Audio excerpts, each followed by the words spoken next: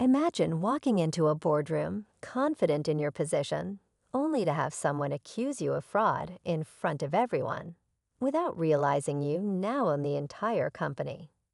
That's exactly what happened when a prominent lawyer confronted a black businessman, throwing accusations and assumptions his way. The twist: the businessman had just bought the firm, and the lawyer's outburst couldn't have come at a worse time. This story is about more than just an awkward misunderstanding. It's a powerful look at biases, assumptions, and the unexpected ways people reveal their true selves. How did the businessman handle the situation? Did the lawyer realize his mistake before it was too late? Stick around because this jaw-dropping tale is a lesson in humility, respect, and how the tables can turn when you least expect it.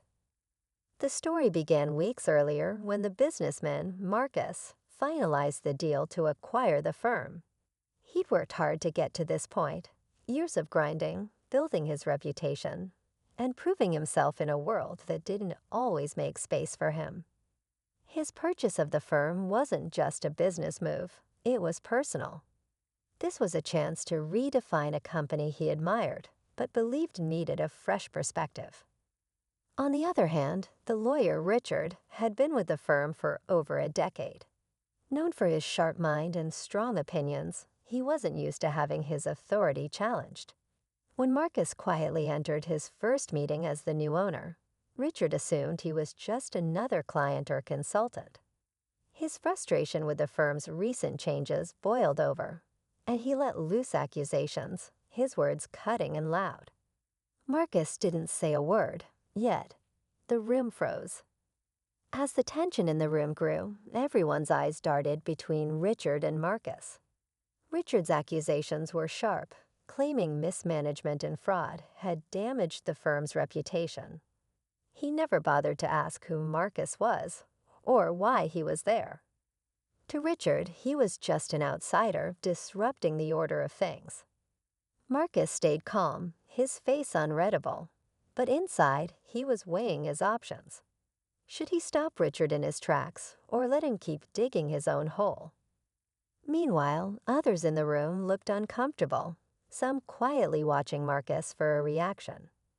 A few knew who he was but chose to stay silent, perhaps curious to see how this played out.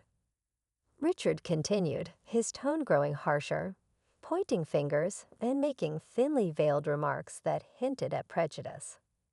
The more he spoke, the clearer it became that this wasn't just about business. This was personal for him. Marcus finally leaned forward, a small smile forming, but he still didn't reveal the truth. The room felt like it was on the edge of an explosion, and everyone knew something big was about to happen. The silence after Richard's tirade was deafening, but the tension was palpable. Marcus sat back in his chair, meeting Richard's fiery glare with an unshaken calm. The others in the room looked uneasy, shifting in their seats, unsure of what to say or do. Some whispered among themselves, while others pretended to study their notes, desperate to avoid being pulled into the unfolding drama. Richard, emboldened by the lack of immediate pushback, crossed his arms and scoffed. "I don't know who you think you are, coming in here and trying to tell us how to run things. You don't understand this firm or its clients, and frankly, you're out of your depth." His words cut through the room like a knife, laced with an arrogance he clearly thought was justified. Marcus remained silent, letting Richard's words hang in the air. But beneath his composed exterior, his mind was racing. He thought about the sacrifices he'd made to get here, the late nights, the closed doors, the moments of doubt. He thought about the message he wanted to send, not just to Richard, but to everyone in the room. This wasn't just about defending himself. It was about setting a tone for how things would be moving forward. Finally, Marcus leaned forward, his voice steady but firm. "Are you finished?" he asked, his calm tone catching everyone off guard. Richard opened his mouth to respond, but Marcus continued before he could get a word out. "Because I think it's time we address the real issue here. The room held its collective breath, waiting for what Marcus would say next. The air was charged, every second stretching into what felt like an eternity. The room fell silent as Marcus stood up, his calm yet commanding presence drawing all eyes to him.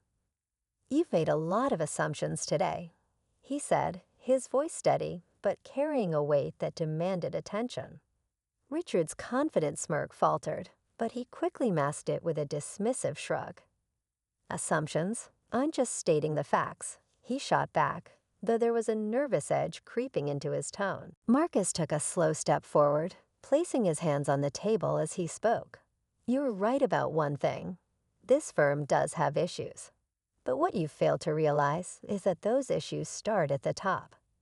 Gasps rippled through the room as Marcus's words sank in. Richard's face reddened, his bravado crumbling slightly as Marcus continued. "You've spent so much time pointing fingers," Marcus said, locking eyes with Richard. "But have you ever stopped to reflect on your own role in this?" He paused, letting the question linger. Then, with deliberate precision, he reached into his briefcase and pulled out a file. Sliding it across the table, he said, "Here's what I've discovered about your management style. And let's just say, it's not exactly a glowing report." Richard's expression shifted from disbelief to anger as he snatched the file and flipped through its contents. His face turned pale as he realized what it contained: evidence of poor leadership, questionable decisions, and a pattern of behavior that painted him as the problem. The room buzzed with murmurs, but Marcus wasn't done. "And if you're still wondering who I am," Marcus added, his voice calm but razor sharp, "I suggest you read the signature on the firm's ownership documents. Spoiler alert, it's mine." The shock in the room was electric, but before anyone could fully react, Marcus leaned in closer to Richard and said, "Now let's talk about what happens next." The room was stunned into silence. Richard sat frozen, gripping the file as if holding onto it could somehow change the reality unfolding before him. His carefully crafted image of authority was crumbling, and he knew it. Marcus, however, remained composed, his calm confidence only adding to the weight of the moment. But then, just as everyone thought the power shift was complete, Richard chuckled nervously and said, "You think owning this firm gives you control. There's more to running a business than signing a piece of paper." He tried to regain his footing, brushing off the gravity of what had just happened. Marcus let the comment hang in the air for a moment before replying, "You're right. It takes leadership, vision, and trust. Qualities this firm has been missing under your watch." He straightened up and looked around the table, addressing everyone now. "That's why I'm here. To rebuild what's been lost and to lead this firm into a better future. But leadership starts with accountability. And today, Richard, that accountability starts with you." Richard's expression darkened as Marcus turned to the team. "For too long, this firm has operated under fear and arrogance. That ends now. I expect collaboration, respect, and professionalism moving forward." But just as it seemed Richard had been completely defeated, he threw one last curveball. "You may own the firm," he said, leaning back with a smug grin, "but you'll need me to keep it afloat. My clients trust *me*, not some new face they don't know." Marcus smiled, the kind of smile that carried both patience and quiet strength. "Funny you should mention that," he said, pulling out another document. "Because I've already spoken to your top clients. They're ready to work with me." The final twist left Richard speechless, and the room erupted into quiet murmurs.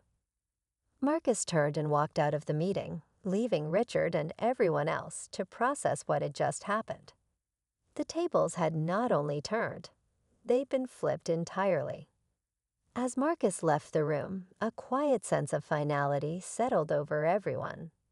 The once dominant Richard sat motionless, staring at the documents that had dismantled his authority in an instant. The rest of the team exchanged glances, their expressions a mix of shock, respect, and perhaps even hope.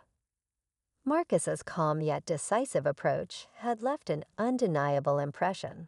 This was a leader who meant business. In the weeks that followed, the firm underwent a transformation.